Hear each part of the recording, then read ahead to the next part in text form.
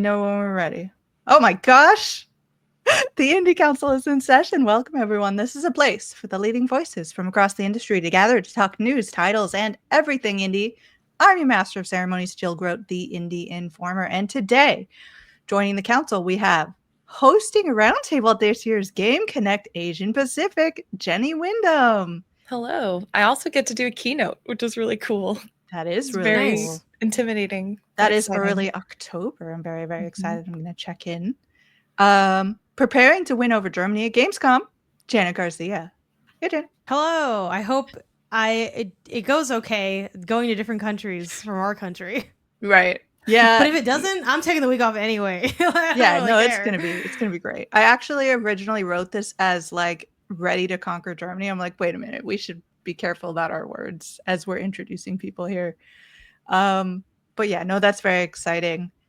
And then it just says beach. Mike Towndrow.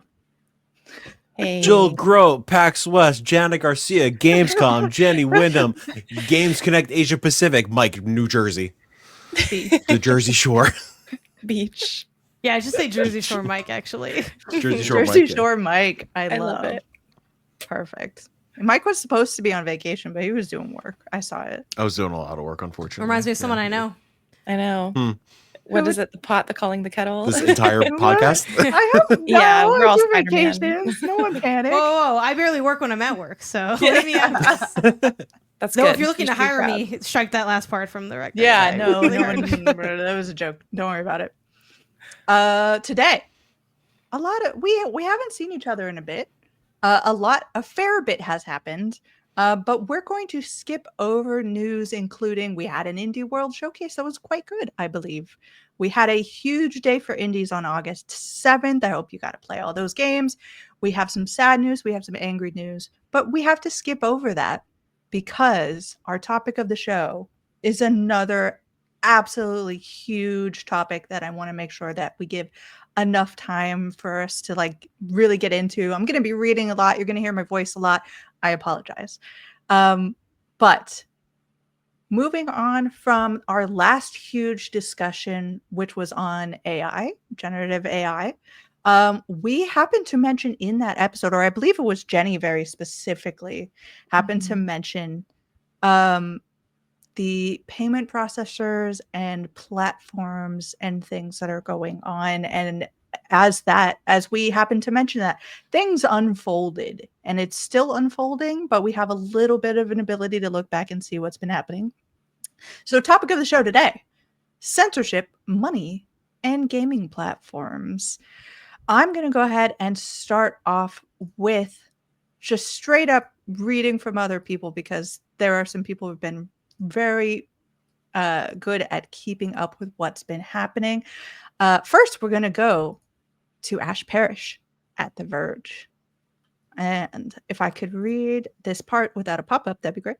The chaos and confusion of itch.io and Steam's abrupt adult game ban. Thousands of games and media have been delisted from 2 major platforms. Here's how that happened. Okay, so I'm going to go ahead and just read through. Oh, darn it. Hold on. Since The Verge is a subscription only, it only lets you go for a little bit before it actually lets you read the whole thing. So I don't know if I'm going to actually be able to get this working. Okay. 2 of the biggest digital game stores have stopped selling thousands of titles following pressure from a coalition of anti-porn advocates and the world's biggest payment processing companies. It's happened before, will likely happen again, and is suppressing art, free expression, and marginalized creators. That's a very strong opening from Ash, but I feel like that resounds with a lot of what we've been feeling. Strap in, everyone, because I'm going to read this in its entirety. And it's a long one, but it's very important to get all of the kind of minutia and details in here. So, last week, the indie gaming storefront itch.io sent out a sudden notice to the creators that use the site to sell their games, books, art, and other media. It had de-indexed all content with the not safe for work tag, meaning works with that tag would no longer turn up in itch.io searches, effectively making it impossible to discover or purchase them. Last week, Steam did similarly, removing a swath of games from its platform after implementing stricter policies related to adult content. In its announcement, itch.io founder Leif Corcoran, say I said that right, explained that the reason for this drastic action was pressure applied to the company's payment processors by Collective Shout, an Australian nonprofit organization that describes itself as a grassroots campaign movement against the objectification of women and the sexualization of girls. Due to a game titled No Mercy, which was temporarily available on itch.io before being banned back in April, the organization Collective Shout launched a campaign against Steam and itch.io, directing concerns to our payment processors about the nature of certain content found on both platforms, Corcoran said. Released in March before being delisted by both Steam and itch.io in April. No Mercy was described by Collective Shout as a rape simulator. Its developer, Zerat Games, denied this, describing it as a 3D choice-driven adult visual novel with a huge focus on blackmail and male domination. As a result of Collective Shout's actions in tandem with the payment processors, over 20,000 games, books, comics, and other creative works confirmed via the Internet Archive functionally ceased to exist on the site, though purchased content remains in users' library so long as it doesn't violate itch.io's new guidelines. Imperiling the creators who depend on sales from itch.io. In addition to not safe from work content, notable projects that didn't have the tag were caught up in the purge as well. There's also concern that this de-indexing event will have a disproportionate impact on queer creators. And in the immediate aftermath, there has been confusion about the distinction between not safe for work and adult content, with a lot of LGBTQ plus stories and games falling under the umbrella of the former. My safe for work sci-fi comic that's no worse than a standard Marvel movie also got de-indexed, but it had the LGBT tag, wrote Yuki Clark, a comic artist on Blue Sky. Whenever a platform announces a blanket ban on adult content, LGBTQ plus creators are almost always disproportionately affected, harming queer artists and invariably queer people. In 2021, eBay's removal of its adult-only section eliminated a popular storefront for LGBTQ plus erotica artists and collectors. In 2022, Tumblr settled with the New York City Commission on Human Rights because its 2018 ban of adult content had discriminatory impact on queer creators. Several itch creators have said that their safe for work content with the LGBT tag have been de-indexed. Itch has responded to some of these claims on social media, saying the de-indexing was determined by how creators classified their pages, specifically if the page was tagged as not safe for work and as having adult content. However, there have also been reports that content with the LGBT tag, but not the not safe for work tag or adult tags, were still getting delisted, creating confusion about just what kind of work Itch was pulling from its store and why. The Verge has reached out to Itch for clarification. On Blue Sky, it's in response to a creator claiming their LGBT books were delisted despite not having any adult or not safe for work tags. The Itch account answered, "We have a series of automated heuristics that can flag pages for review based on account behavior to help prevent abuse." It further explained that LGBT or queer tags wouldn't affect that system. Itch acknowledged that the blanket delisting of all its adult content wasn't ideal and has created concern among its users. But the threat of losing its payment processors required emergency action. And I'm going to step away and be Jill here for a second and say this is a very, very important note that they were afraid of losing all payment from their payment processors. Okay, going back in. The situation developed rapidly, and we had to act urgently to protect the platform's core payment infrastructure, Corcoran wrote. Typically, payment processors take actions like this to ensure their products aren't being used to purchase illegal content. In Steam's case, it updated its guidelines to include a rule that prohibits publishing material that may violate the rules and standards set forth by Steam's payment processors. That stepping away is still like that's a scary note, but we'll talk about why. Going back, it says in an email, Casey Beckers, spokesperson for Stripe, responded that it does not comment on users directly, but generally speaking, we take action when we conclude that users violate our terms of service. We do not support adult content. Payoneer, one of Itch's other payment processors, declined to comment.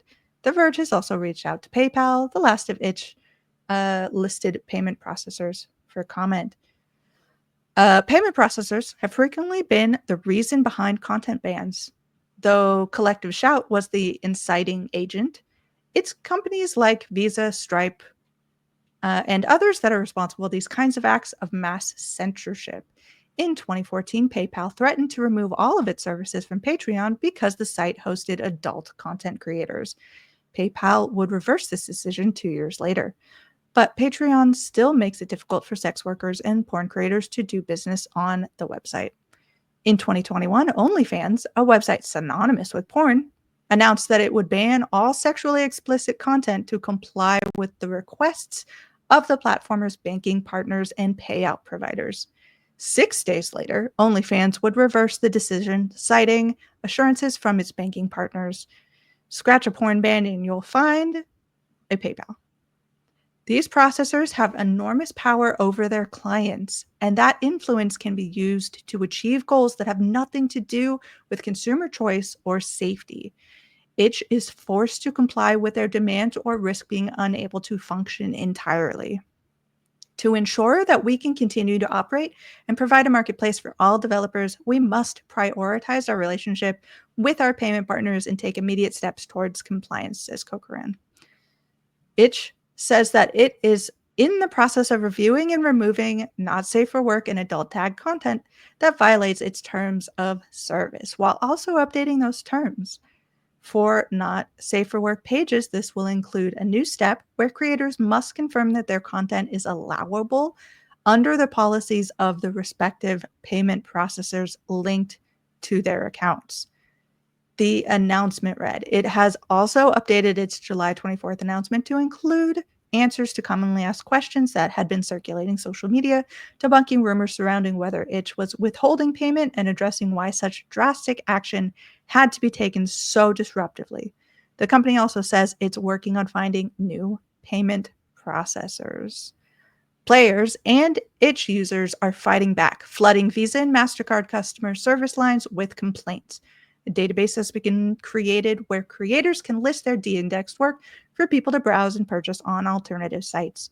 Some creators are also removing their work from Itch and are threatening to leave it altogether, as Itch's updated not safe for work policy makes bans permanent and irreversible while explicitly threatening subversive art. Our policy is not an invitation to push the boundaries of what is acceptable. Violations that result in administrative action are permanent with no chance of appeal, the creator of a FAQ reads. Any funds on the account will not be eligible for payout. There is no second chance.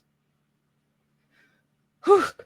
Big breath there. There is a lot to kind of read through on that one. There's a lot to comment on that one, but we're going to stick a little bit of a pin in that for a second.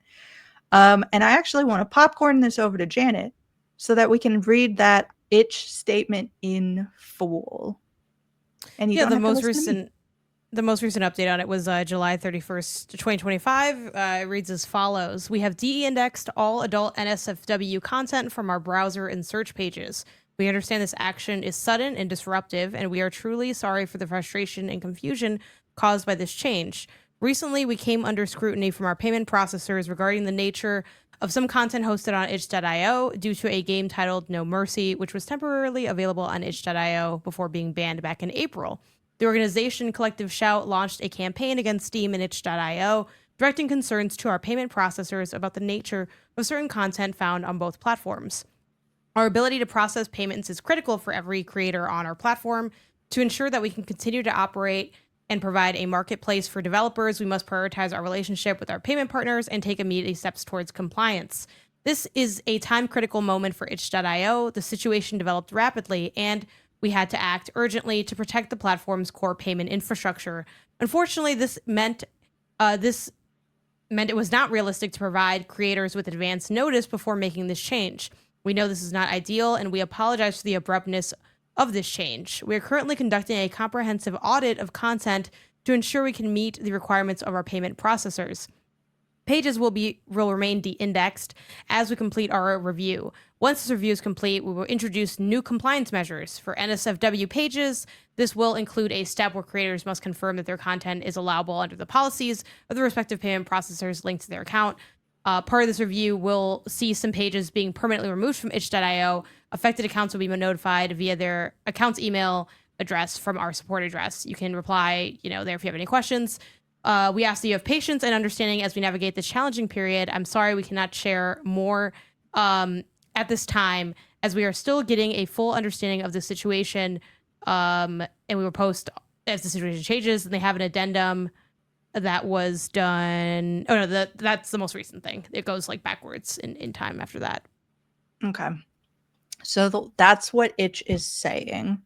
Let's jump into another really good overview, which is a little more recent, coming from Patricia Hernandez over at Polygon. And I'm going to read a fair bit of this too. I hope everybody is sitting back, relaxing, putting on their thinking caps, because it's story time. Perhaps not a very good story, not a very nice story, but it says, the video game fight against Visa, MasterCard, and censorship is only getting messier. It's been weeks of anger and confusion for fans and game developers ensnared in the debacle between gaming storefronts like Valve and itch, and the payment processors that service them. Who exactly is responsible for the recent crackdown on adult games? The answer changes depending on who you ask. That vagueness has been accompanied by an avalanche of actions from fans, developers, and even storefronts as folks unite against the possibility of video game censorship. At first, when storefronts like Steam and itch delisted adult games... Oh no, I just got a pop-up. Go away. Pay writers, so you don't have to do that kind of stuff. At first, when storefronts like Steam and itch.io delisted adult games or made them harder to find, it seemed that the culprits were Visa and MasterCard. Both platforms said that their decision to pull or de-index certain games was motivated by the fear of losing access to the major payment infrastructure that their storefronts rely on.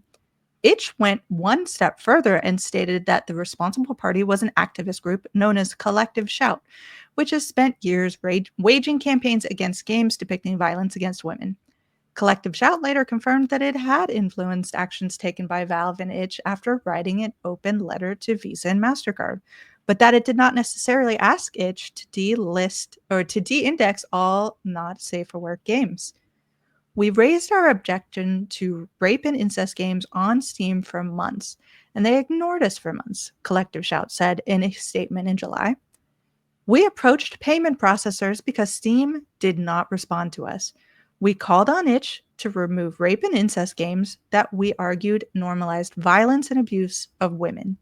Itch made the decision to move all not safe for work content. Our objections were to content that involved sexualized violence and torture of women. Itch's move saw unrelated games like, and in this particular, I'm going to editorialize this because this is something that was going around that a lot of us saw, but not necessarily true, but I'll keep reading this. It just moves saw unrelated games like mouthwashing seemingly disappear from the storefront, but Itch has since gone on to relist free adult games. The indie platform also clarified that mouthwashing hadn't been indexed on Itch since October of 2024 because the developer failed to meet the storefront standard by redirecting fans to the game's Steam page. Meanwhile, gamers have mobilized en masse to deluge Visa and MasterCard by any means necessary, including clogging their phone lines, sending emails, and calling into investor meetings. Somehow, all of that has merely been the tip of the iceberg when it comes to the ongoing adult game crisis. Since the fire started spreading, both Visa and MasterCard have said that they have not pressured storefronts like Steam to do anything specific regarding adult games. Put simply, we will allow all lawful purchases on our network, MasterCard said in a statement. At the same time, we require merchants to have appropriate controls to ensure MasterCards cannot be used for unlawful purchases, including illegal adult content. So if Visa and MasterCard didn't ask storefronts to censor their games, what in the world is going on then?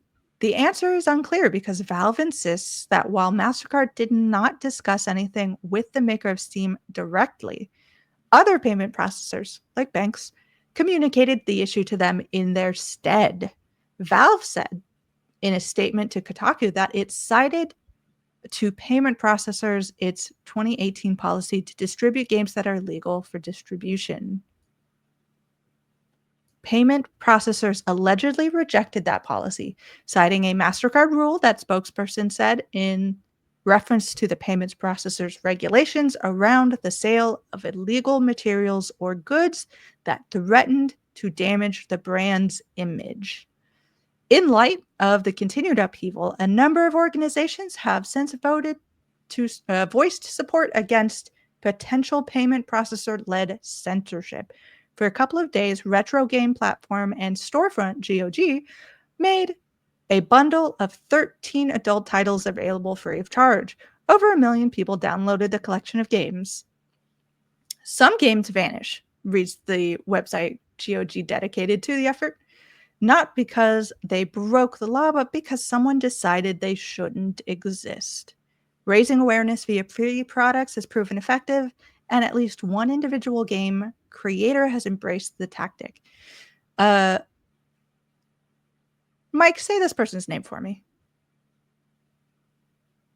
Which article are you on? Polygon. Can you read it? Game developer Kara Cadaver? I know you know this. Oh, yeah. Kara Cadavers are, yeah. Okay. Her dev name. Okay. Thank you, Mike. You're welcome. Go back to beach.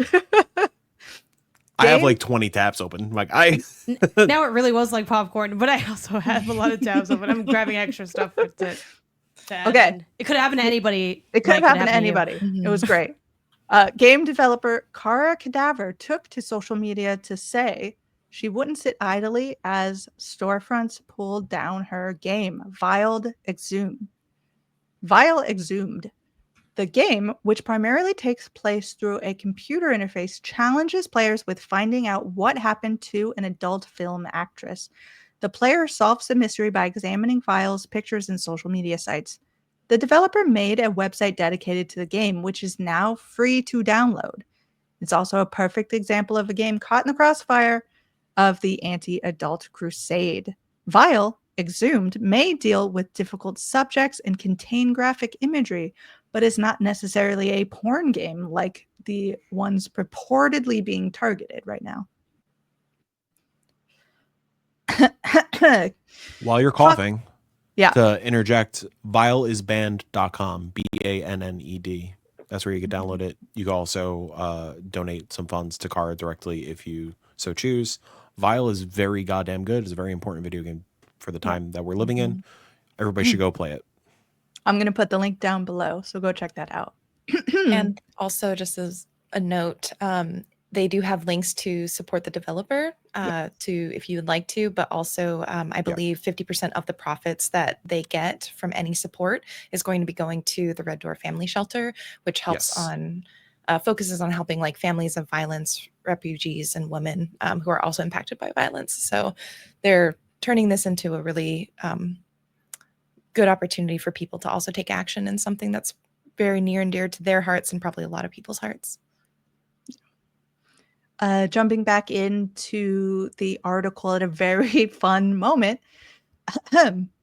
Fuck anyone who tries to control storytelling and expression, Cadaver wrote on social media.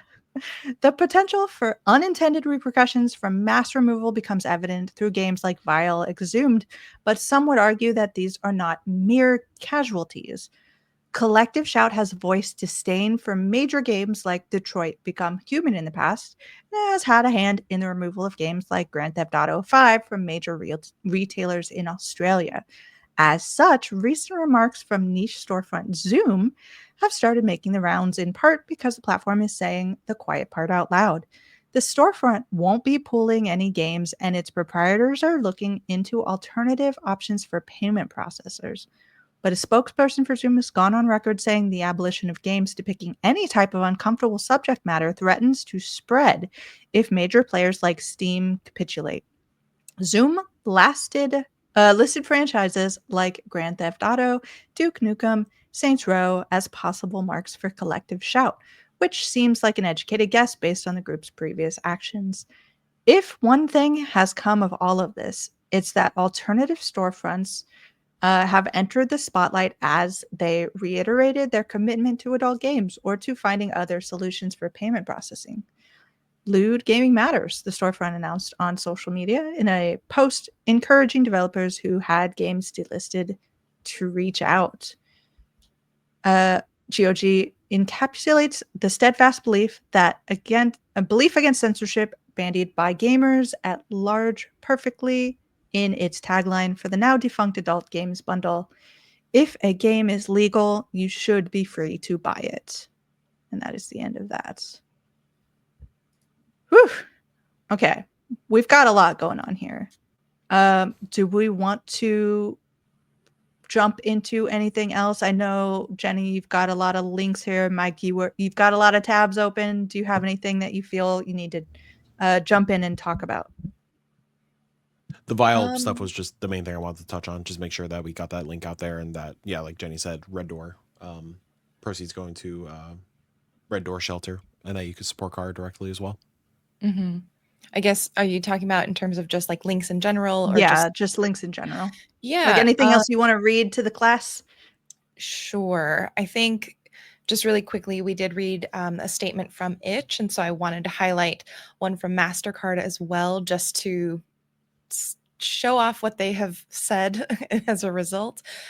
They say MasterCard has not evaluated any game or required restrictions of any activity on the game creator sites and platforms, contrary to media reports and allegations. Our payment network follows standards based on the rule of law, and put simply, we allow all lawful purchases on our network.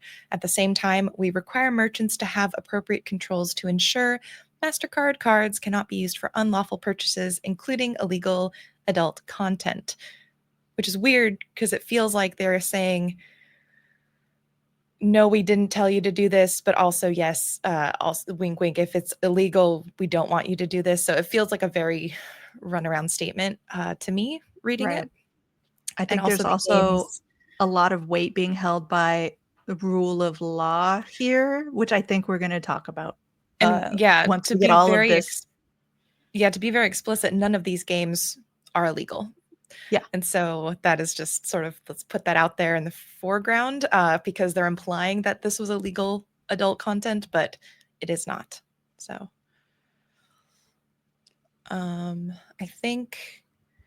I think the only other thing I wanted to highlight, this is from an Aftermath article from Nathan Grayson titled "Inside the Mass Call Campaign to Stop Video Game Censorship."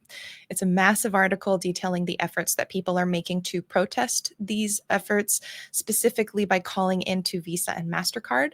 And basically the goal is to keep the phone lines busy and just bring awareness so that MasterCard and Visa do something and essentially revoke what they're saying right now. And Naomi Clark, who's the game designer and chair at NYU Game Center, posed a question that I think is one of the main ones for me, just zooming out on this. And that's the idea of what what do we want the companies who handle our payment transactions to be focused on? Do we want them to be like utilities? Should they play a wider role in shaping what we have available to us to purchase?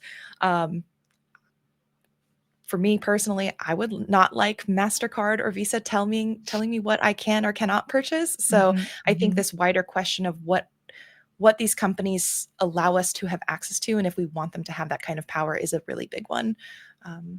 But yeah, that's just to reference that other article. It's great, but it's also very dense. So we'll link it. Yeah, I'll link. We have a lot of articles and things in our kind of doc here, very long doc. I will link all of them, even if we've not read them out specifically. And I kind of want to jump into discussion on that point that you've brought up there. Because I was thinking about this a little bit and just thinking about why would payment processors care suddenly. This is very sudden. This is so sudden that we apparently don't have any time to tell people like, hey, we're changing our policies and maybe change things around. This is a very sudden thing. So why are they doing it now? And then following that thread of thought for me, it's surely some group in Australia is not threatening the bottom line of like a MasterCard or a Visa. And Valve makes a lot of money. Steam brings in a ton of money for these card companies. So why are the corporations getting involved? And jumping from that, what role should corporations have in the public good, which Jenny did talk a little bit about. I like that second article, the Polygon article, very specifically because it touches on, we don't know why this is happening, really. Nobody is really coming out and saying like, I'm MasterCard and we're not going to allow porn anymore. Like, they are obviously in their statement saying, hey, we're just keeping you from illegal stuff. It's just the illegal stuff. But then Polygon talks about how Valve is very clearly saying, no, we are getting pressured, just not directly. So like, what's going on? Janet. Well, I think it's just the classic like fear tactic, right? Where it's like the way you can really win control over people is by having them give up their control willingly, and then it's the perfect, deny culpability, right? Where it's like, well, we never said that you couldn't do it. We just said that like we're going to be on your ass. So it's like, oh, well, they're going to be so on my ass that I'm going to make it so that they can't catch me tripping up. And the easiest way to do that is to just like do a big de-indexing or banning or delisting or whatever of NSFW games, because if that's the comment that MasterCard gave to like Steam / Valve, then that's the easiest way for it to like be above board. And like there is we were talking about this a bit on Remap like a few weeks ago, like there is some degree of precedent of seeing, there have been times that like corporate like MasterCard, PayPal, whatever, have been like sued / in trouble for big surprise, right? People do buy illegal things all the time using like payment methods. So they've been in trouble for that before. They'll be in trouble for that again. Like that's something that is kind of part of running a business like that, like getting caught up. I think this obviously got their attention, and I think what happened was, somewhere along MasterCard, they're like, hey, people were saying there might be like some illegal games on here. Okay, well, let's tell the platform, hey, if we find out you're selling like illegal stuff, like we're not going to let you use us.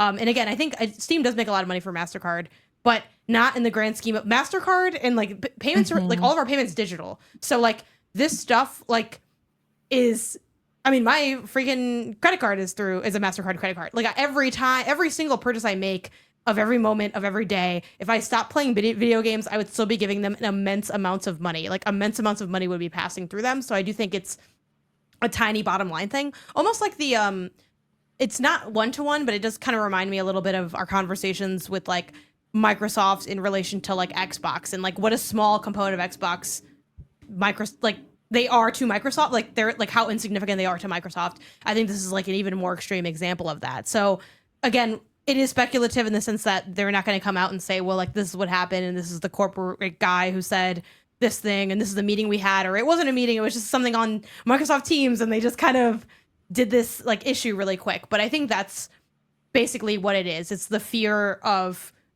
the potential discipline, and it's like, well, we're so afraid of that discipline because it would really mess up, selling games on Steam, whatever, that we're just gonna roll over. Like, and that was definitely like a conversation that I saw happening specifically in regards to itch being like a smaller company and them being like, if you want someone to stand up to MasterCard, that would be Valve, but they're not going to because Steam is notoriously what's the word for it? I'm forgetting the word, but I'll just say neutral because I don't remember the word. That's complacent or something. They don't give a fuck either way. Like, they're just like, we're here. We know there's Nazis on our forum, and I guess it's just what happens if you let people comment on the internet. Like, they just do not care.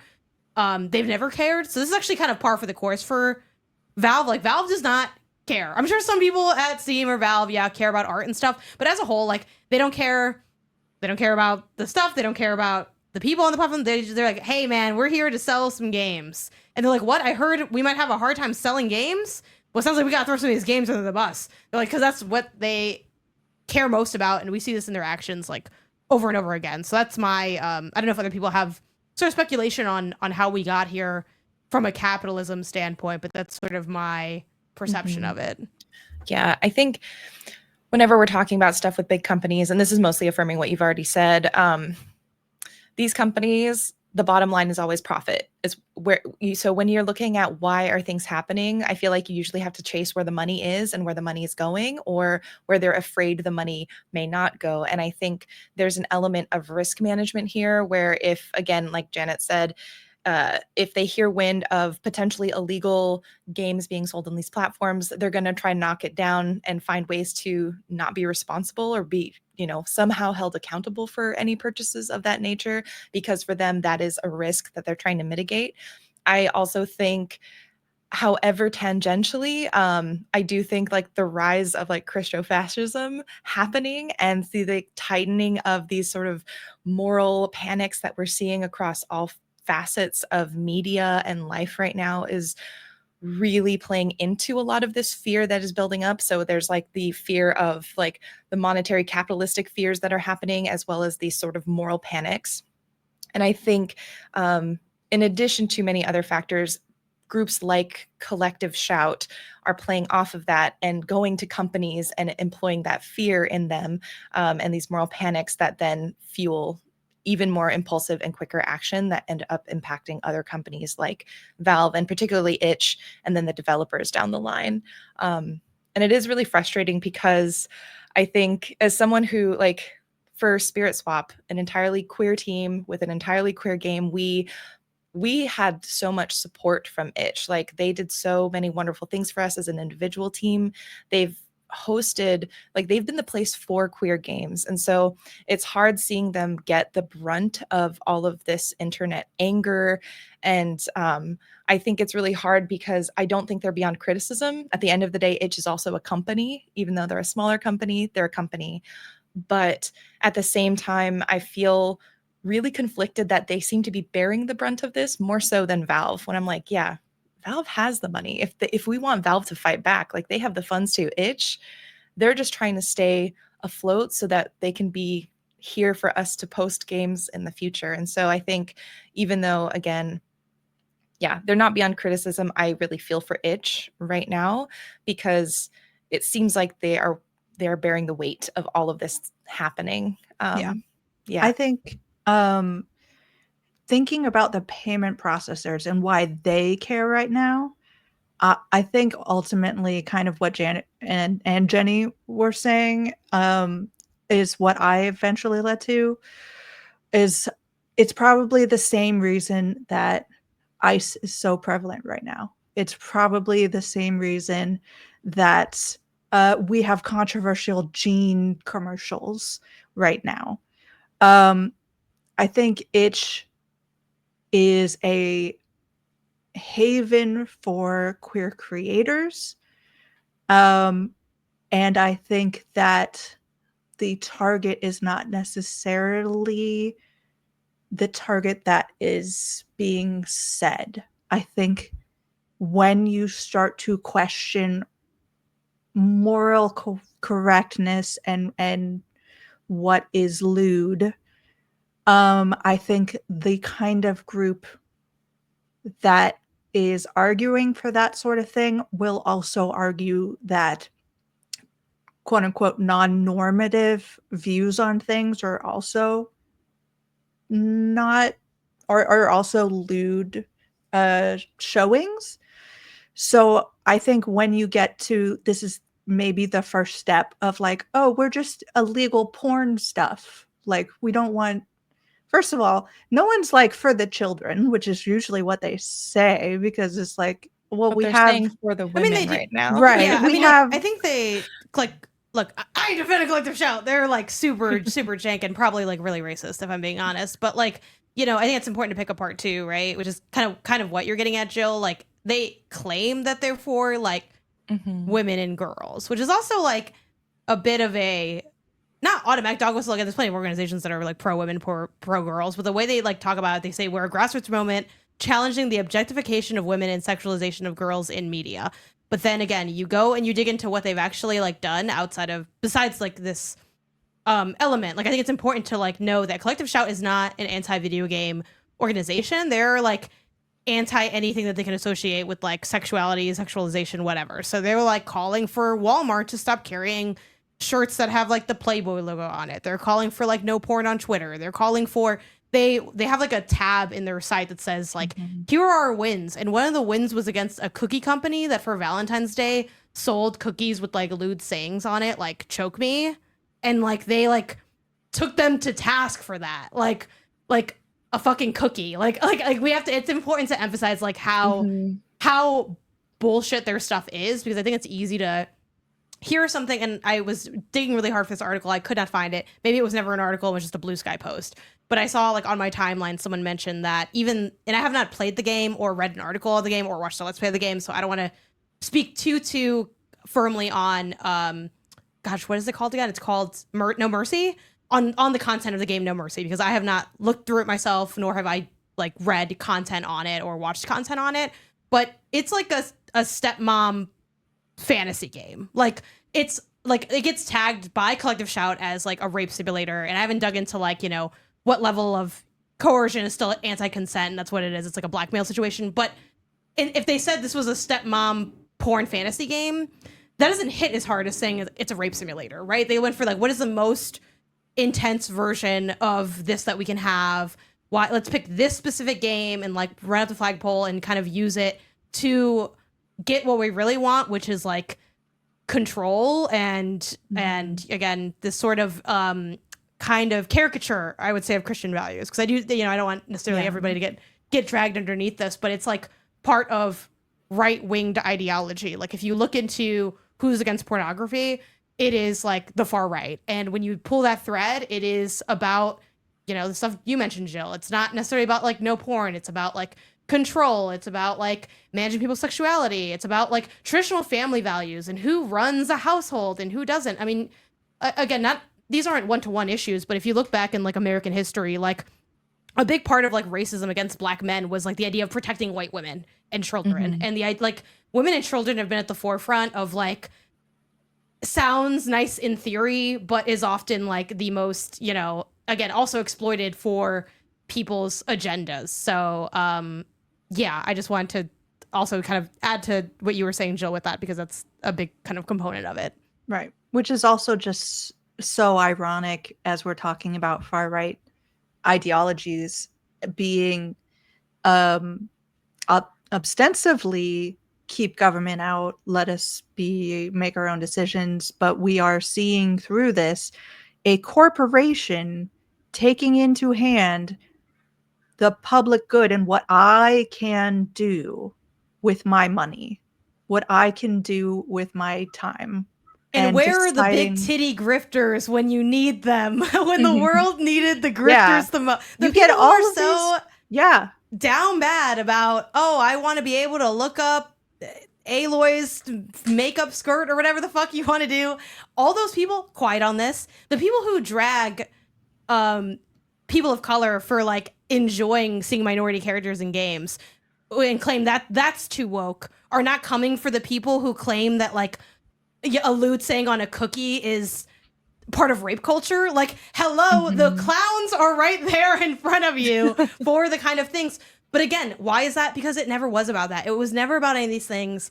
And like, I know we already know this. The people that like our show are probably kind of preaching to the choir situations, but it is just like, I just want someone to admit that they're full of shit. Like, and I know it's too much to ask in this world, but like, I want everyone to come to the front and say, yeah, the truth is, I never really cared about big titties. I just don't like black people. Just say it. Just fucking say it. Just say it. Because I just feel like it's insane to not see the people who have been loudest about allegedly hating wokeness, allegedly wanting free speech, just sitting there. And we haven't even gotten to that next part that we're fearing, right? The real like erasure of like, queer content and like these other elements. Like, we're still just kind of at the NSFW part.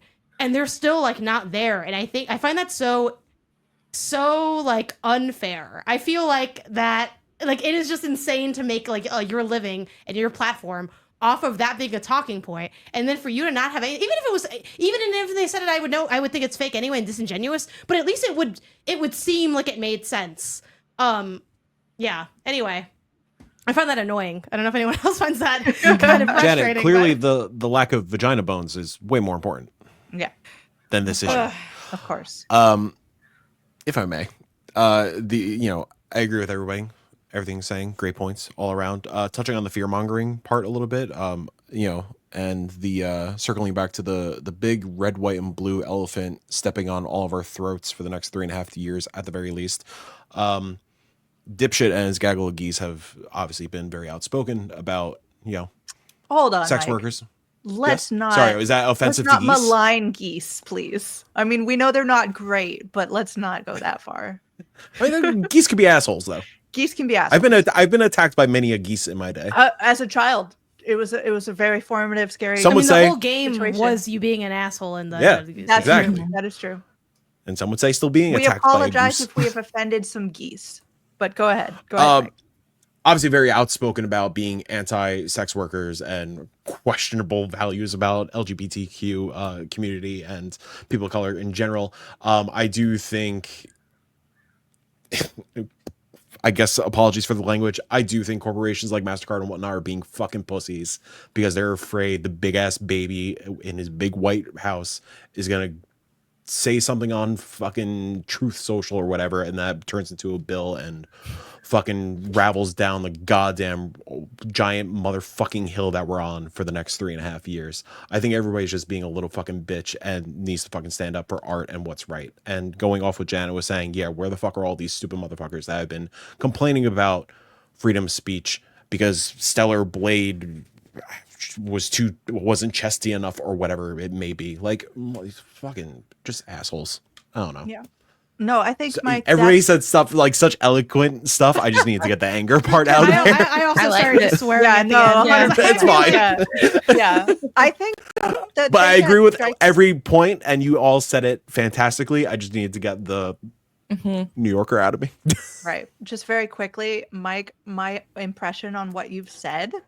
I think it is the nicest that you can imagine this scenario of them just being little bitches. Like, It's honestly what it is. Like, they're just afraid that I think dipshit is going to post on Truth Social and turns into a bill, and all of a sudden MasterCard is no more on the chopping block. I think that's like realistically what it is. The other interpretation is that they are actively seeking enrichment in some form because that has happened. That too, yeah. I mean, the homie just gave him a bunch of fucking tax cuts and shit. Like the uber rich are consistently getting uber rich. Like, yeah, sure, this is a video game podcast. So we're talking about video games, but at the end of the day, we just talked about PBS being defunded during the last podcast. Like, this is all tied together, and like, all tied together. Sure, you could say we're being hyperbolic about like they didn't put Vile Exhumed on Steam. Oh well, no, it's just a fucking ripple effect of like how affecting Trump took our everyday lives. Exhumed. In my PowerPoint slide, it's just like one domino of like a sea of dominoes that's going to just continue to fall for however many years. Like we saw it during round 1, we're clearly seeing it during round 2, and yeah, I just really fucking wish people would be a lot like people outside the game space. Like we are still being very loud. I wish Valve would be fucking loud because they have the most power, like everybody's saying here, the loudest fucking voice with all the control. But yeah, I just wish people would stop being cowards on, stop being neutral. Fucking stand up for what's right. This collective shout isn't even that like big. They have like 40,000 Right. members. Like that's not that many Right. people. I can like find that many people at the mall, like in LA, if I really look. Like it is kind of a loud, aggressive campaign but it's still like inherently like not very large. But I think the other element of that too, like was something you brought up, Mike, that kind of like re-jogged this thought that I've had before, is that unfortunately a lot of people that like run corporations that are high up, that have a lot of money, that make something very profitable, look, a lot leftists, we're not really good at making a lot of money. I'll just say it. Like No, we broke. a lot of corporation, like a lot of those structures are like more right leaning also, like in leadership. Now I don't know the ins and outs of like who runs MasterCard. Like I haven't looked them up and checked their stuff, but this is just like from having other experiences with large corporations, especially in the era of like Trump 2.0 and how quickly they fold on certain things, or maybe run to fold on certain things. It just kind of speak towards like, even though I think at the end of the day, it's about money. I think if being a good person was profitable, they would do it because they want to make money. And that is kind of how we like try to push society, which we talked about this with some of like the Microsoft boycott stuff of like the point of, what is the point of those things? If it's all about money at the end of the day, it's like, okay, you kind of try to make, as cheesy as it sounds, like being a good person, like valuable and profitable to like people who don't give a shit otherwise. But yeah, like that's also, I think, a little bit of an element to it. I don't know how much that actually weighs on this, but it doesn't help. And whether they're right-leaning because they're inherently right-leaning, or they're right-leaning also back to the profit part, right? Where it's like being conservative, that's like where those tax cuts, those breaks, those like all of that, it all kind of feeds into each other. So, whether you became conservative because you were already conservative or you wanted to make money. So it's kind of that kind of endless cycle of right-leaning mindsets. But it's all about freedom of speech until a dollar sign is involved, until somebody with a different belief is involved, until somebody with a different shade of color or different sexuality is involved, a different line of work that may be non-traditional to the general populace. It fucking sucks. And it's just going to keep on going until some of these neutral parties like a Valve decides to fight for the little guys and fight for the folks that are pushing the medium forward and doing some phenomenal work in not only games, but just media in general. Yeah. Also, just shout out to Alex, Dev on Spiritsoft, just because I love Alex and I just always want to give him a shout out because he's a sweet little lad. Right. It's just, I want to talk about games for a second. We are a gaming podcast. Whoa. Do you want to talk about games? I want to talk about games. Why? This made me so much think about some amazing games that have come out before this, are not touched by this at all. But like, I was thinking about Immortality at this particular moment. Janet, what's up? How you doing? I have to leave. I have my herd out, so I'm just gonna. Janet's gonna have to leave, but I'm glad you got a chance to say what you got to say. And yeah, we'll see you later. Yeah, thanks for having me. Sorry I had to be said early. Everything else you guys say, I pre-agree with it. So follow Janet well, on Truth Social at Janet. Oh my god, she agreed. Oh my god. I was like, is anyone gonna like take my username on Truth Social? I hope not. Please don't do that. If you're listening to this, please don't. Please don't. Chat, be cool. Please don't. Yeah, be cool. Be cool, everyone. Okay. What if we did it? Yeah. Come on. No, because I'd have to actually look at it. Then I would actually have to go on. That's the real problem. It's a funny prank until you actually have to. A funny prank in theory. Yeah. So yeah, I was thinking about like Immortality. It's similarities kind of, I don't know, just threw it into my head of like, that is like critically and popularly considered one of the best indie games of all time. Like, really no question there. If that game had been coming out right now, like, can you imagine it being taken down and then we just don't have that piece of art anymore, because like I don't know if y'all didn't play through Immortality, like there's a lot of really intense sexuality stuff going on in that game. Some scary situations for the female protagonist to be in, like, and the fact that it's not being caught up in any of this as well, I think speaks a little bit to who might be being targeted by this as well. Like, I don't know. I haven't looked up the Steam page to see if it has the not safe for work tag on it. It probably should. But it's definitely got like nudity and being careful. I fear that Mike is looking it up as I speak. Yeah, I'm looking it up. So he'll probably have all of that information for you, but it is. Oh, there we go. Immortality right there. First of all, if you haven't played, please do play. No, not safe for work tag. No, it's safe for work tag, but it definitely probably should, because I remember when this came out, and I think Some MinMax content warning was stuff. trying to. There we go. So Yeah, is that? I just down wonder, below.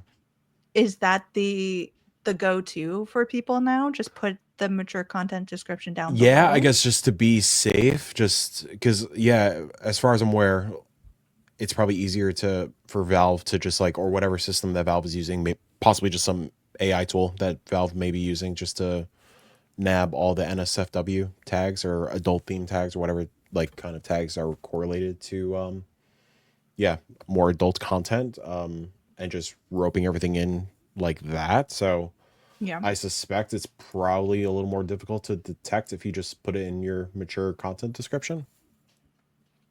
I'm interested to see, as this continues, what sort of tips and tricks and advice people are throwing around for this, which, by the way, is horrendous to say even as a sentence. Could we slight little pin for an Okay. off-topic thing Pin. that I just noticed? Go for it. Is this a tease for Yeah, one of his other games? I think so. That's wild. That is a very good job. This is Sam a good Barlow, team. you're an artiste. They're Artiste. great. Yeah. Anyways, continue. I'm sorry. Yeah, keep an eye out for that, because their next game has not been revealed, and they've done that purposefully. But For audio people, at the bottom of the Immortality Steam page, there's under like the system requirements, there's a tiny little thing that says you do not want this, and like characters that are blocked out. That's very smart. Very smart. So we're talking about, I think Jenny rightfully has talked about itch and the pressure they're under and the kind of team that they are. I think that they're getting the most backlash because for so long itch has really proudly waved the banner of the place to be if you are an indie game that doesn't fit anywhere else, if you are a marginalized creator, if you are just not looking to be in the Steam ecosystem. But I think that's why we're seeing such a backlash, because a larger portion of their community is wrapped up in that identity. And I want to ask y'all, the people behind the scenes, like, what kind of implications are we looking at, especially for like queer creators, or like anyone from a marginalized space coming in and making games? Like, how do you think that this is going to ripple out? Right now, and this is more of like just like the personal opinion. I think what's really frustrating for me is that it seems like there's a lot of like, again, there's a difference between sort of holding accountable and making sure that this company itch is doing right by the people who are using their product and their platform, but also making sure that we are not essentially doing the right wing's job for them and like ruining the platform or tearing it down to the point of not allowing it to exist anymore. I think my fear is that if Itch continues to receive the backlash that it does, it may impede its ability to be the platform that it has been. And it's very easy to break something. It's very hard to create and build it back up. And so I want to make sure that we don't break it in a way or hold them to account in a way that doesn't allow them to recover and do better and continue to be a place for primarily indie devs for all kinds, but a lot of queer developers and a lot of marginalized developers who want to be in an ecosystem other than Steam. And so, that's my hope for the future. I think if something like Itch, sort of the issue with the de-indexing is a lot of having to do, in addition to sort of the wider moral discussions that we were just talking about, there is the issue of visibility, right? I think in the immediate reactions to what's happening, if your game is delisted, it is not visible, it is not available for people to pick up. And if we didn't have a platform like Itch, that visibility would honestly be even harder. And so that's where I'm more nervous about completely breaking an imperfect tool versus trying to find ways to fix it and move on and make it better. And so I don't really know what this means. I don't think, and I really hope that with all of this, creators of all kinds, whether you're creating games about sex, which you should be able to if you want to create games about sex, creators who are queer, who are just making games about living and being queer and queer characters, I hope that it does not impede people from trying to create the art that they want to create, because that is also the other ripple effect of fear. And what I think some of these organizations want is they want people to be afraid of creating the art that they hope to create because they don't think it has a chance of making it into the world. And I would encourage everyone who is making games or making any kind of art in this realm to please continue to do so, because we'll find ways to get it out there. But I'm nervous and hoping that it doesn't cause people to be afraid or second guess their creative process and intentions.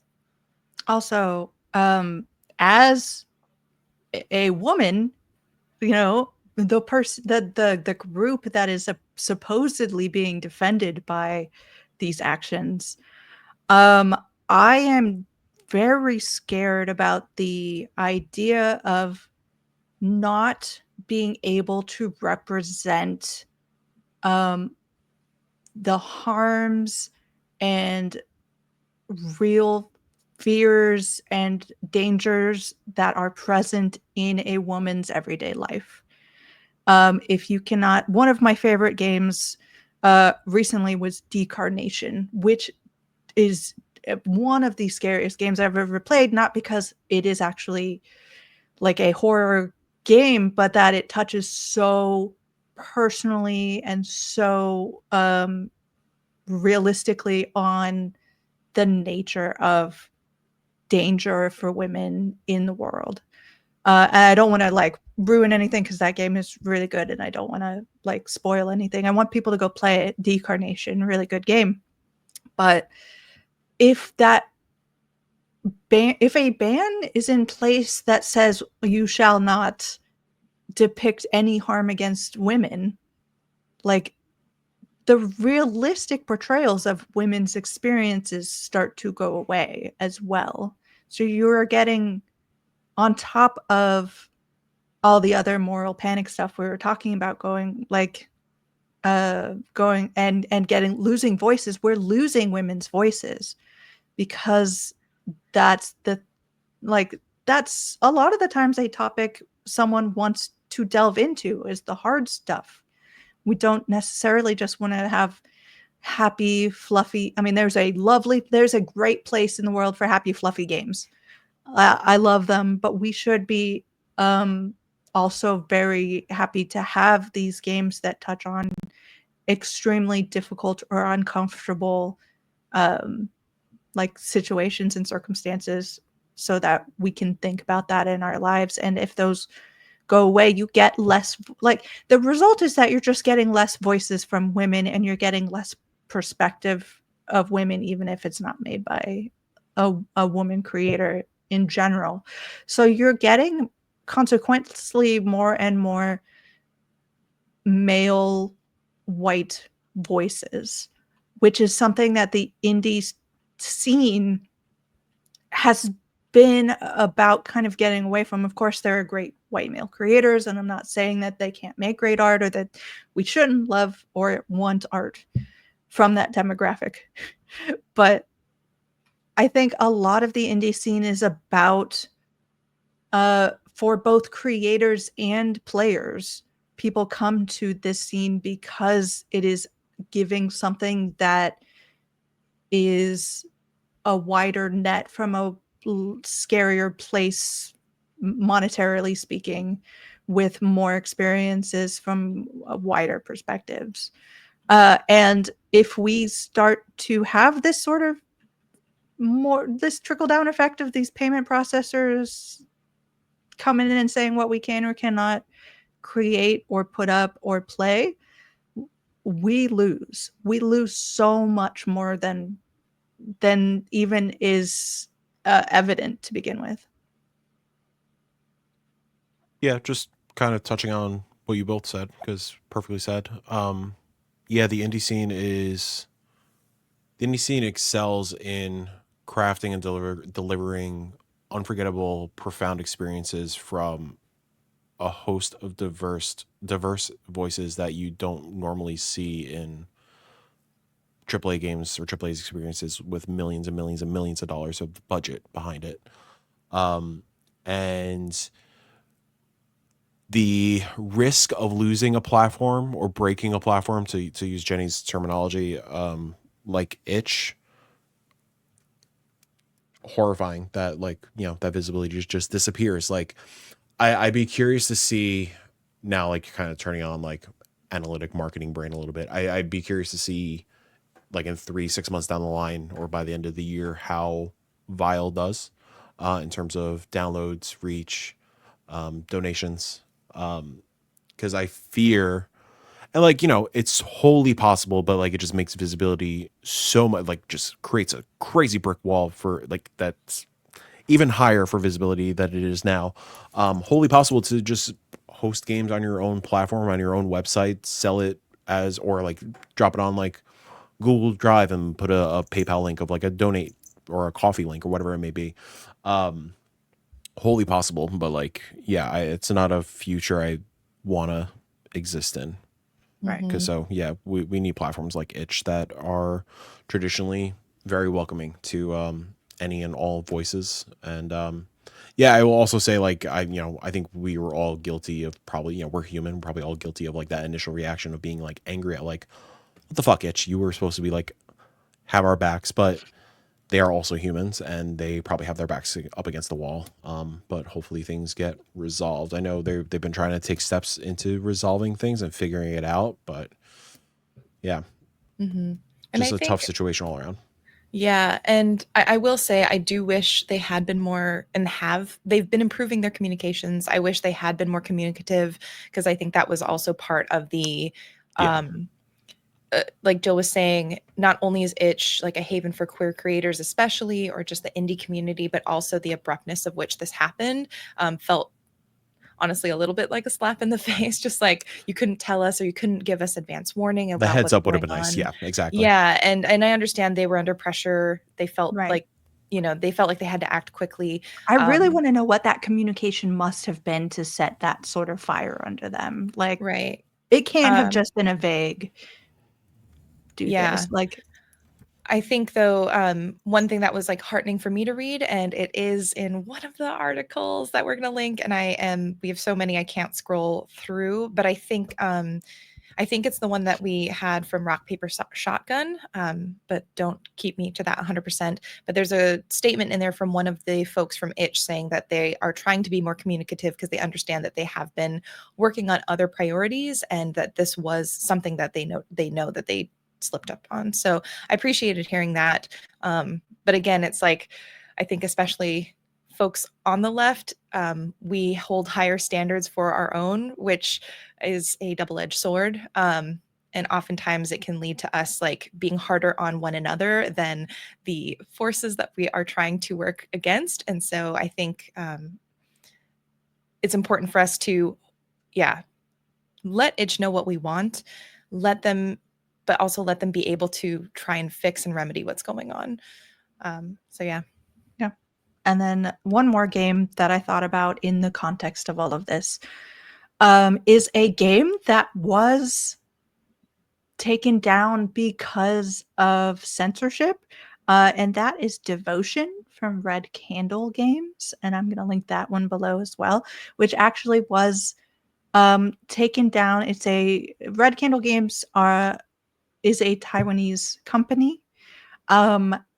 Apparently, supposedly, in the game Devotion, there was a slight poking fun at the Chinese president, and that seems to have been enough to get the game taken down, which, is not where we are with this. But like, it is an example of what can happen when you allow arbitrary, perhaps, delineations of what is and what is not appropriate. And eventually Red Candle Games did take Devotion to their own website and was selling it. So I'm going to put that link down below as well so people can go check that game out, because it's very good. It's very scary though. So keep an eye out for that. So yeah, there's just a lot of intersections of really, really small personal to really, really large macro multinational, like, geopolitical elements to this entire situation. I am worried that after this initial storm of interest and concerns, we're going to see the real results happening kind of in the darkness, because this story doesn't become, big headlines anymore, and then something changes in the, terms of service or whatever. So I hope that we can keep an eye on this. I hope everybody's keeping an eye on this. We're going to link so much down below. Is there anything else anybody wants to throw in before we move to games we've been playing? I would say while we hope that the companies do their own pushback to this kind of censorship.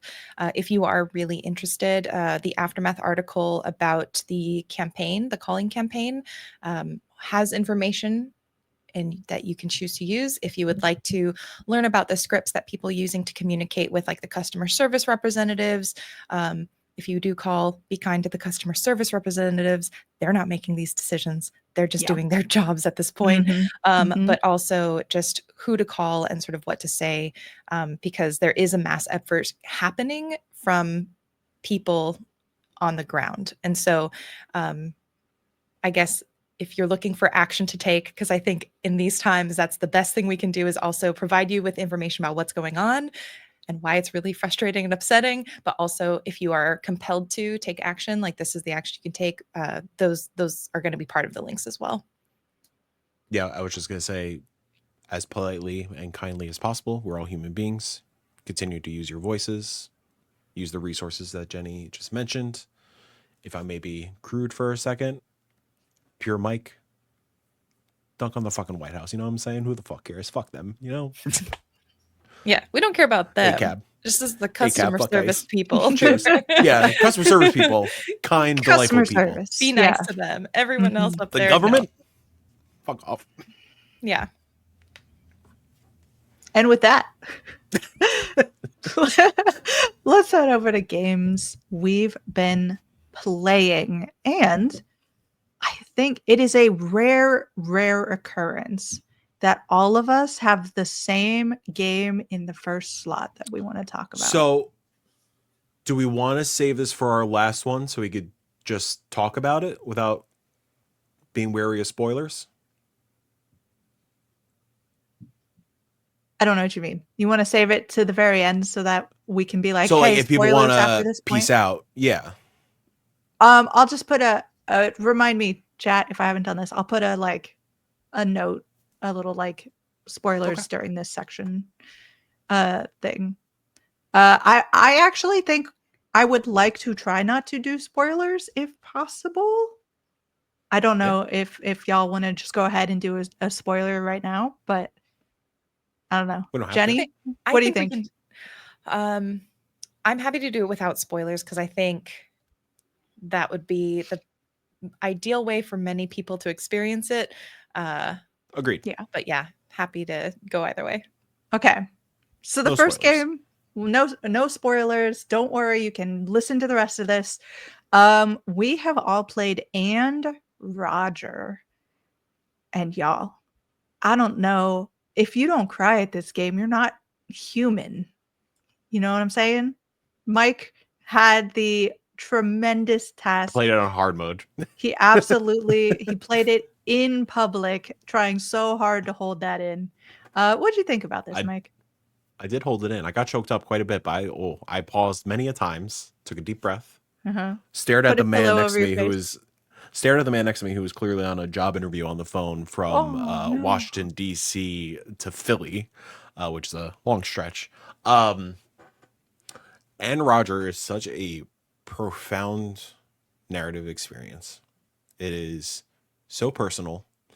I am incredibly grateful to the developer for clearly putting their heart on their sleeves, and giving some insight into their world. And I'd imagine personal experiences. That's Yeah, it the has to impression that be. I got. Yeah. I think I forgot who talked about it last time, or somebody talked about it and equated it to a Florence Mhm. experience. Yeah, Janet called it the fucked up Florence. Fucked up Florence. Honest, genuinely the best hook for this game. Yeah, and I think that's so apt. I think that's the perfect descriptor for this game. It's it's kind of hard to talk about without spoilers, but going into it without spoilers is the way to do it. I had this similar reaction to I hate bringing it up because the creator, not the greatest dude in the world, but similar to a reaction to Gone Home, where Gone Home, I was expecting one thing the entire ride, and then it wasn't that, and it turned into something a lot more impactful. Had a similar experience with And Roger, especially with that first chapter, and then transitioning towards the end of the first chapter into the second chapter, where you really get the insight into what is going on. Yeah, man. Game fucked me up. Game fucked me up real good. I saw a lot of my own personal experiences in this game without spoiling shit. If I don't know. And yeah, it spurred up a lot of memories about certain individuals in my family. Yeah, I don't know. Yeah. Everybody needs to play this game. No matter what, again, without spoilers or anything, no matter what your taste in games there are, everybody needs to play this game. This is a required playing of 2025. Yeah, this is probably the most human game I've played. And I'm not talking in terms of AI and shit like that. I just mean in terms of just pure raw humanity. This is the most human game I've played in a very long time, let alone this year. Yeah. I think I want to the narrative is amazing, and like Mike said, authenticity, the absolute raw realness of it. It's so good. I also really want to give a shout out to the mechanics of this game, because it is not it's not a gameplay heavy game.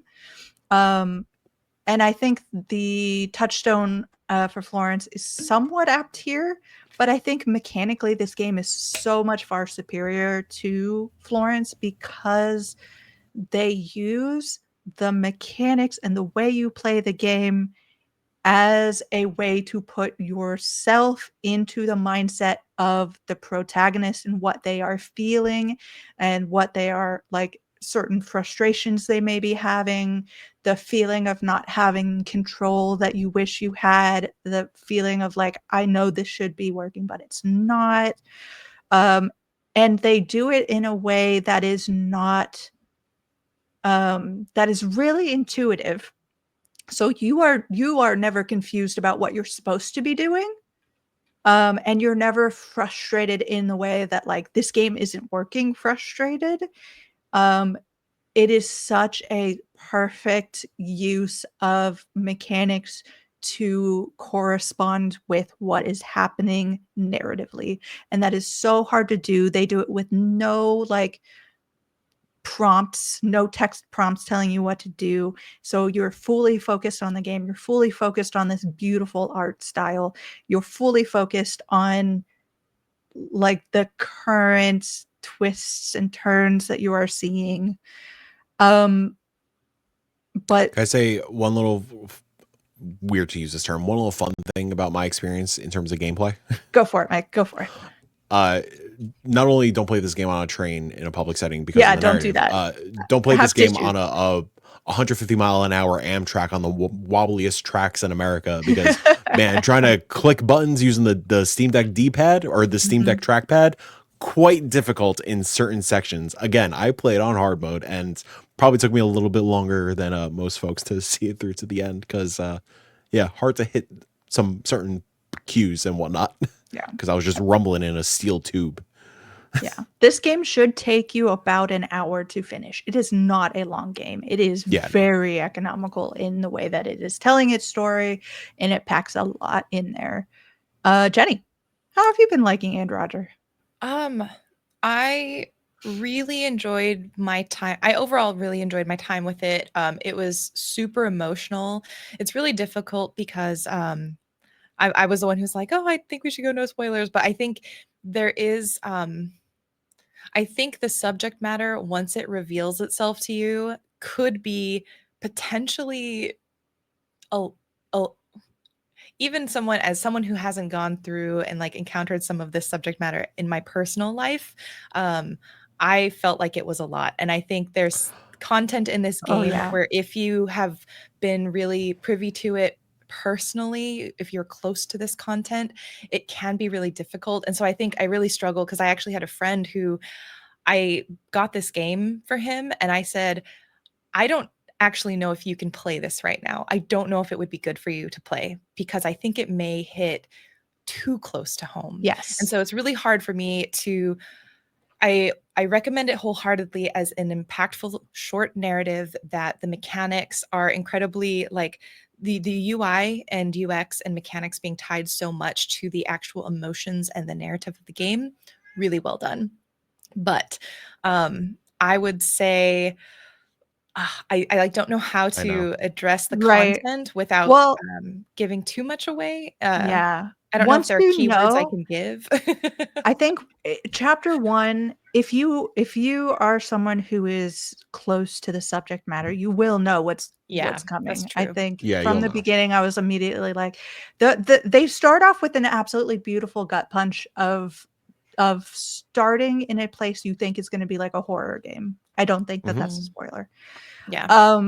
And very quickly unravels the mystery of what's actually happening. I think if you are close to, if you've been in this situation, then you know. So I caught on to this very, very quickly. And anyone that I have talked to who is also, this is a personal game for, also caught on very quickly. So if by chapter 1 you suspect this is going to be too much for you, it might be not because of the horror elements. Yeah, definitely not a horror game. I've also clarified that for a couple folks who've messaged me about it. I think there was one element that for me personally was kind of like, oh, I don't know. There's a little bit of like just religion mentioned throughout the game. Oh, yeah. And for me, kind of like, that's not really for me. But also that's like, this is such a personal game. I took it more of as a, hey, I think this is like based on this person's experience and I'm going to take it as that. But I think for some folks, at least I know in my community, I think that would be kind of like a, oh no, what's happening? So I wanted to highlight that element as well. It has nothing to do with like the actual narrative arc. It's just something that you may, if you've had negative religious experiences, maybe just like a minor, like what? Okay. But enough, I also had that same reaction because I'm yeah. spoilers. I'm not the most religious boy out there anymore. What? huh? Shocking. But I think this game uses religion in the correct way, if that makes Yeah. sense. Or at least As in like a my discussion and experience was it dialogue. like religion was very much used as a tool for the characters in the game, and clearly as a tool for the developers and their personal experience. Yeah. Using the Bible as a guidebook, not literal stories, as I think people could go a little crazy about in our modern times. So yeah, like at first it was like oh, okay, that's a lot, but then like as you go through the experience, I think it's apparent that it's put to good use and it makes sense. Yeah. Again, for being insight into like this very deeply personal experience that the developers clearly went through or are going through. Yeah, but definitely don't play it if you plan on going anywhere later. Yeah. Like If you plan on being functional at any point, yeah, like, this Yeah, I game should have absolutely waited wrecked me. until I was at least maybe like 2 hours away from Raleigh. I unfortunately played it like around like the Baltimore area where I still had like 6 hours to go. Yeah, you just wrecked, like looking at things that like, was look it at was that rough. tree over there. Like, I can just imagine. But no, I do really want to, with all the caveats that we have discussed, I am so emphatic that this, if you play nothing else this year, this is the game to play. This is such a profound game.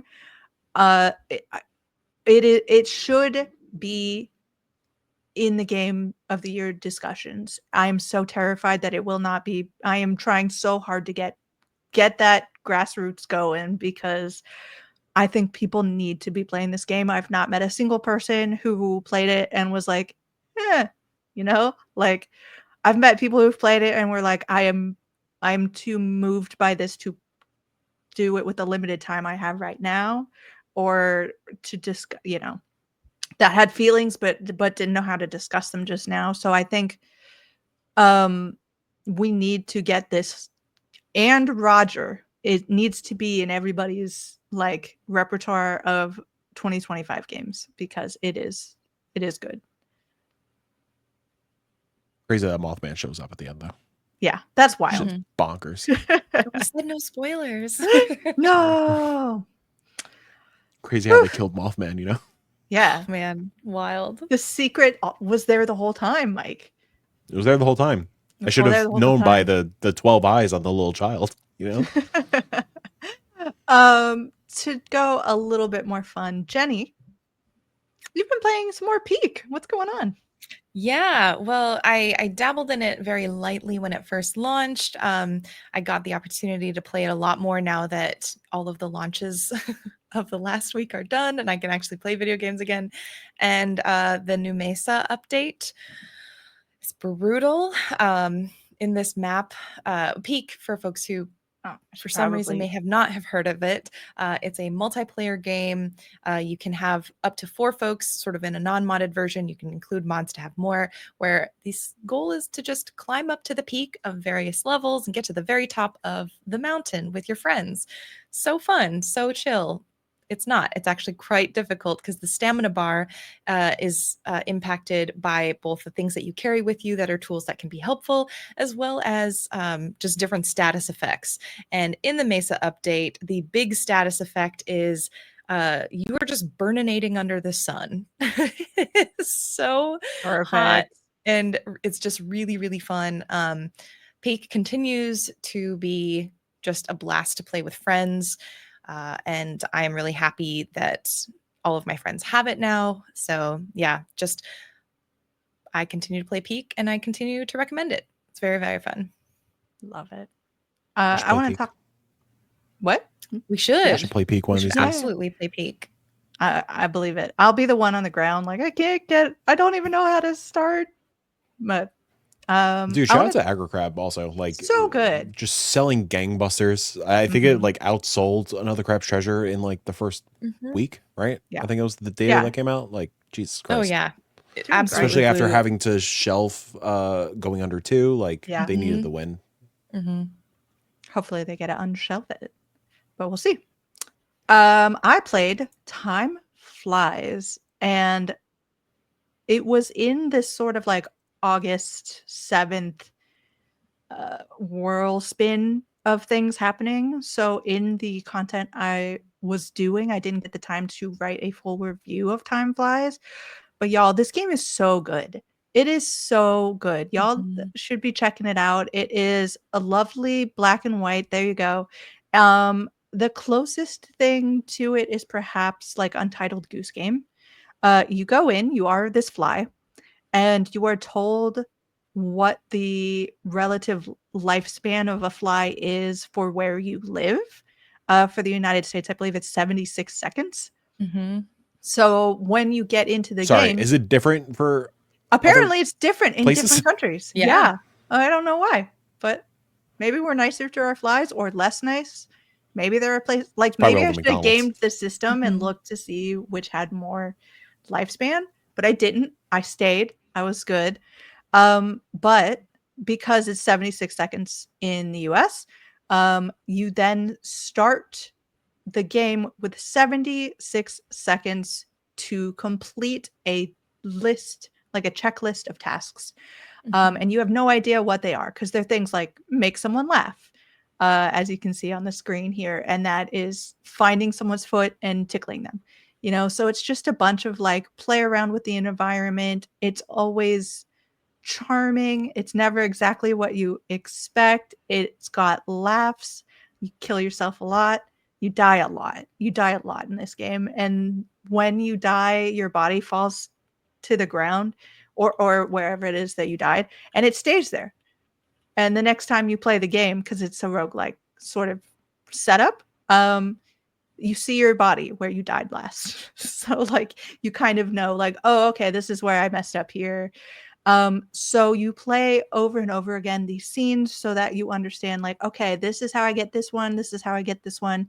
And then by your kind of last run, you're flying through this house, you're flying through whatever the map is, because there are 4 different maps and it's a lot of fun for figuring out each one. But you are running through and being like, okay, I gotta do this, then that, and then this, and then this. And they've got a really great system for like increasing your time. If you're paying attention, you'll find it. It's just everything is really satisfying and so well done. Good job, Time Flies, and has been on my radar for so long. I'm just really glad that it was exactly what I was hoping for and a little bit more. Yeah, Like, I I'm don't very know excited to check this out. Okay, yeah. Reminds me of Minute quite a bit. Yes. Minute is Little I feel like Minute. such an Minute. overlooked banger. Oh my god, it's so From good. it's so goddamn good. I was shocked when like I had a feeling it would be good, and like I feel like Time Flies has just been one of those games that's been like just around forever. Like I remember playing it at like a PAX back when. I who the hell knows, but like I figured it would be like a good fun experience. I was like floored when Becca DM'd me. She was like, "Hey, I'm giving Time Flies the rare 10 for Yeah, it's 6-1 good. site." Yeah. I was like, "Oh, okay." So yeah, I'm very excited to jump in. Looks great. Sounds great. Also, play Mike, Minute why don't you if haven't played continue Minute. on talking about games you've been playing with Ninja Gaiden, however you want to say that. Ninja Gaiden. That I'm gonna click right here, and it's gonna load while I start talking. Ninja. Oh, get out of here. Hold on. Steam's I'm gonna get it. stream. I'm gonna get it. I had it. I stole it from you. Ninja Gaiden Ragebound, developed by the Game Kitchen, of course, the folks behind Blasphemous and Blasphemous 2, banger Souls-like Metroidvanias. Yeah, they got the Ninja Gaiden license, and I'm early onto it. Again, this is not the kind of game that you should be playing on a shaky-ass train, so I didn't put too much time into it. But maybe like an hour and a half in so far. It feels great. It's such a smooth, snappy action platformer. Yeah, there's not much to say at the moment, but like so far, first impressions, it just feels great, which is not a surprise from the Game Kitchen. They are wholeheartedly talented and very good at action games. It is gorgeous. A lot of the like creature design and demon design is super just like gruesome looking and really memorable. All the bosses I've encountered so far are a lot like larger than life. Like that's probably a decent example right there. Just like big ass dragons that are like, they do scale in such an interesting way, in a more retro form, that I feel like it's easy, like it can appear to be easy to execute, but definitely easy to fuck up as well. Yeah. The music is killer. Yeah, it's great. I don't know. I don't have much to say right now, but all feels great so far. I'm excited to keep on playing and keep on juggling it with the 50 other games that I have on my plate. Speaking of games you haven't finished yet, Jenny, you got to play a demo of Widow. Yeah, I have been a big fan of Widow. I think since it was even before on Steam, I was following and talking with the developer and just like a super big advocate for her game. And the latest demo that they just released for the Wholesome Games celebration is outstanding. I think it's probably one of my favorite demos I've played in a long time. If you're a fan of a mix of like a puzzle meets like Lego building, essentially. That's what Widow is. You on the mechanically you get pieces on the side of the screen. You have a diorama that is sort of in this like grayed out state, and as you place pieces, color is brought to the world, and the diorama comes to life. The overarching story is about a character named Foxy, and this person is just like kind of retelling her childhood through this character named Foxy, who apparently loves technology, was super into the internet, but then had to go over the summer to like her grandmother's house, I think, that did not have technology. And so it's kind of about that summer and sort of the happy moments that happened there and some of the silly moments. What I loved most about this game and this demo is it brings in the tactile nature that if you enjoy games like A Little to the Left or Unpacking, where every time you click something and you get a little bit of an animation, you get a little bit of sound, there's feedback for everything you touch. And I think that for me is the magic in this kind of game. And gosh, I just cannot wait to play it. It's absolutely beautiful. I think the story, while probably not going to be change your life type of story, I think it will be a sentimental one. It'll be a heartfelt one that'll supplement this like really lovely art style. And yeah, everything looks just so beautiful Gorgeous. and soft and touchable. And I want all of these figures to be real. Like if they have the funds, honestly, to do some sort of a merch print of these Yes. dioramas, Oh yeah. I would pay big money for it, honestly. So, Absolutely yeah. 100%. What if it was like a wooden Lego set Oh my kind of God. thing? Come on. Yeah.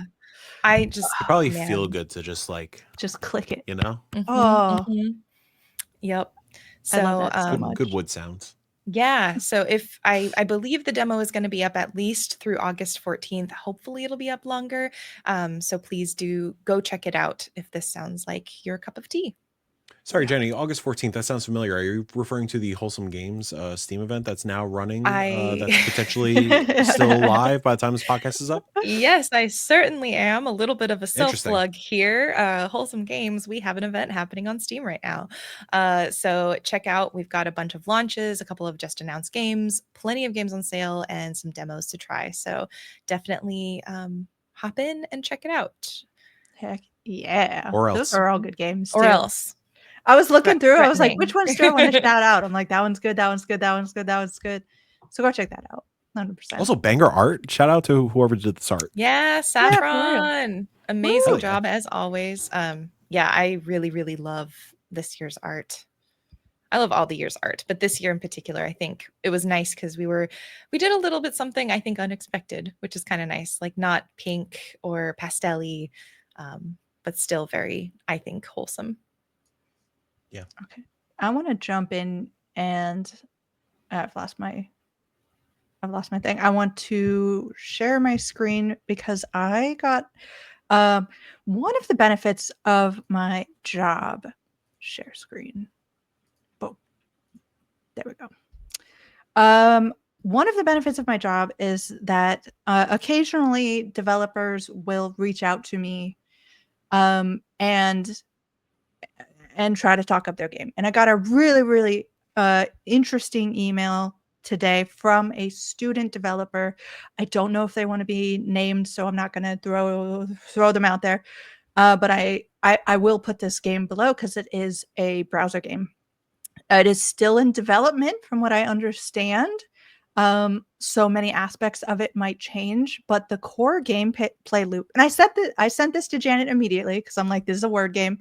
And I'm in the middle of playing because I was doing this before we went live, and I almost missed getting in on time because I was playing this. The core gameplay loop is a kind of word game, like a Wordle or something. But it's also a slider game, which is, and it's really fun. So the whole point, let me just start a new game here.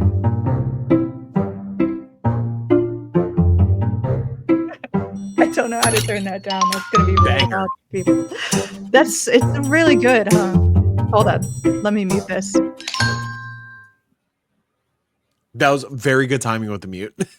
Yeah. Mm-hmm. Okay. It's still going on my end, but okay. So the whole is you actually play with your mouse through your keyboard arrows, and you slide. I'm gonna push left.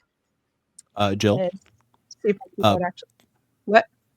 Please talk into the microphone because the noise cancellation is gargling you a bit. I will. Oh, okay, hold on. I'm turning my volume down because I can't hear my anymore. Okay, Mike, what do you say? Your mic audio is a little gargled now. Gargling. Am I okay? It's still not coming. I think it's because maybe the music is so loud. I'm going to mime it. Okay. Great for audio content. Yeah, go for it. First word points off screen, not towards the game. Now pointing towards the screen. Oh, this is one of those slidey games where as you slide, you progress into higher letters, essentially. So 2 A's equal a B, 2 B's equal a C. God, the game on there's a game on the airplane. It's like 32 or something, or no, it's like 2,156. Have you ever seen that game on the plane? I think it was 2048 or 2048. I forget it's like a number. It is one of those. It's like that is a reference that the developer made. So it is a really cool. You are attempting to use those A's you saw as a tile of A's. You smoosh them together. When they merge, they become a B. And then you've got a B and another A pops up. And then you merge more. And then when you can merge 2 B's together, it becomes a C, and so forth and so on. Is that kind of like what threes was a little bit? Except with numbers? I do not know. Possibly. I don't know. Also, but Jenny nailed that. I was talking nonsense. No. I'll give you credit where credit's due. So it's like this super deceptively simple concept of like, oh, I'll just merge these together. And you're trying to spell a word like a face. So you're trying to get to the point where you have an F in there. But as you slide, every time you slide, you get another A. And you only have that very set, I think it's 4x4 grid. So as your A's are popping up, they fill up your grid. So you're trying to avoid losing space as well as trying to spell your word at the same time. It is a really, really engaging kind of like Suika game situation where it is you're just kind of like, let's just see how good I can do. You know, I don't need to get to the final result. It'd be cool if I did. I have yet to actually spell a word. But just to be playing it and push, like the music, absolutely fantastic. To push it left and right and to get to high, I think I've gotten to like I or J is like my highest letter so far. Nice. And it's just a really, really fun game currently called Lexicon.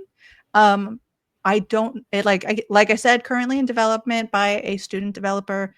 So I am going to keep an eye on this game and hopefully we have a lot of cool things to look for it. I will put the link for it down below so people can check it out. But it may be changing a lot. But I really do want to shout this out because it is a fun, really deceptively, like it looks so much easier than you think it's going to be. And it's really actually hard to put down once you start playing. So like, don't start it before you have to go into a podcast. Is all I'm saying. You know, Yeah, like, make sure you've got 2048 is time. the game that gets me through plane rides a lot of the time because it's just like so mindless. So this looks really, really fun. And I looked it up, Mike, just to see, and it is the lineage does get down to being inspired by threes because Okay. 2048 was inspired by threes as well as another game called One point for me. 1024. I love it. Yeah. Where what gets me through flights is existential dread and watching Shrek over like 3 rows ahead of me on mute. You Yeah. know, that's what I do on planes. Absolutely. That too. Yeah. I do just very quickly want to shout out. We talked about August 7th being this year's May 9th, which if you know, you know. If you don't, that's a really confusing statement. But the top 3 of my August 7th go thus. The Royal Wit. Wit. I can never say Oh, wait, there's no writ. H. Writ. It's Writ? writ. Artist Writ. Impact and Tiny Bookshop are my top 3 from Nice. all of the games that released that day. Go check them out. The Royal Writ is roguelike strategy, hand-drawn medieval. You know that's me. You know there's nothing in there that's not totally geared towards me. Artist Impact, it's like beautiful pixel art, but like anime AF, and I wasn't prepared for that kind of spin on it. It was really, really well done, really funny at parts as well. And then Tiny Bookshop, which we've all been talking about forever, is joyful and happy, and I have too many books on my in my cart ready to come to me because it shows up in this game. So yeah, those are my August 7th. But Jenny, this game will end in 205 clicks. Tell us about it. So this is by a personal favorite developer of mine, Insert Disc 5, who also did In Stars and Time and is currently working on Truth Scrapper. And this was Insert Disc 5 has released a couple of small games. I feel like at least one other small game this summer, which has been really exciting because that means I get a lot of content from one of my favorite creators. This game is really straightforward. You could probably finish it in like 15 to 20 minutes, to be honest, and it's free. So I want to lead with that. So you can just download it, play the game. If you want to support the developer, they've put the art book out. So if you want to get the art book for $5, that's your way to support the game. The art book's very good, by the way. But the premise is there is a supervillain who for one day is forbidden from doing anything evil, forbidden from doing anything super villainy. And he's upset about it because he finally has completed like the plan and the weapon to like destroy the girls, which are like the protagonists in this fictional sort of superhero world. And so in this 205 clicks, you go through a day in the life of this royal. I don't want to say too much more than that. I think this game is really silly. It oscillates between really silly and really serious, but in some really smooth ways. It doesn't get overly heavy. So if you're looking for something that's thoughtful, but maybe not as emotionally draining as And Roger, I think this is probably a great one to hop into. And this game is really queer. So just wanting to shout that out and support other queer developers out there. I can't recommend it highly enough. 15 minutes of your time. It's free. It's incredibly charming. Everyone should just go play it. I love it. I'm going to pick it up right now. Yeah. Which I suspect Mike might also be trying to do while he tells us about, is this seat taken? Sorry, work thing. Slack is life. Unfortunately. Yeah, is this seat taken? Really charming puzzle game. Another one that I just like kind of taste tested a little bit. I played probably the first world or so definitely like the tutorial stuff. The premise here, Jill, are you pulling it up or am I pulling it up? I'm pulling it up. Okay. I'm getting it.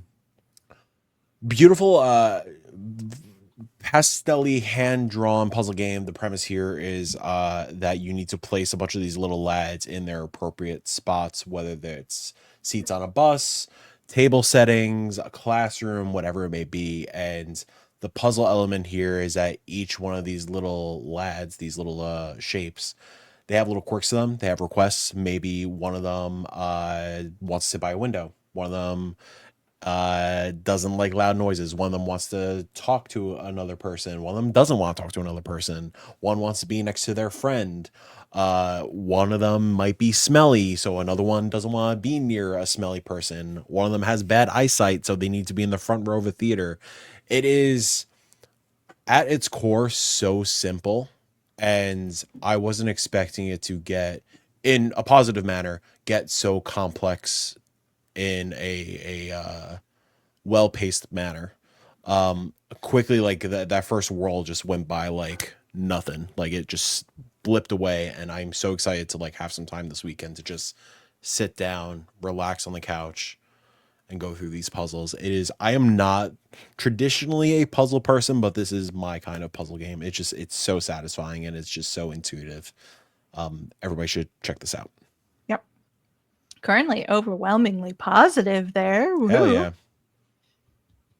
Oh, sorry. Wholesome Games Presents, also part of the Wholesome Steam Look event at that's that. happening until Look at that. today. If you're listening Bangers. to this podcast, wow.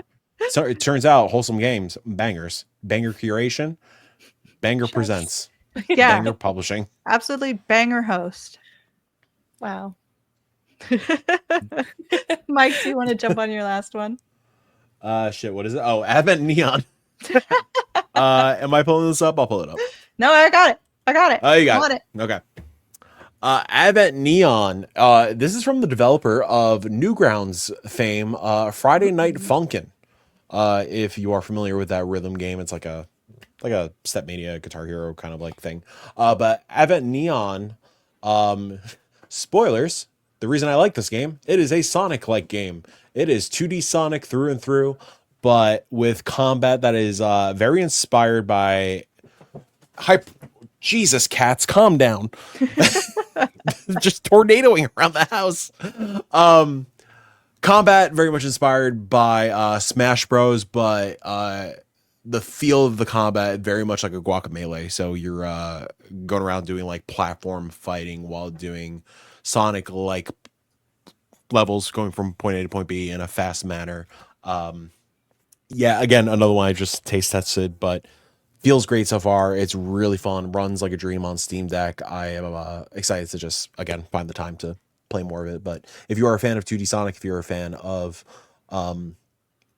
platform fighters like Smash Brothers or platform fighting elements like Guacamelee, this fuses the two genres very, very well so far. So highly recommend it. Also a good like score chasing kind of game or a challenge kind of game, like time challenges or point challenges. So definitely a lot of replayability as well.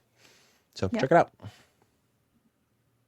I think that leads. I think I have one more. I just want to shout out Rah Rah Boom.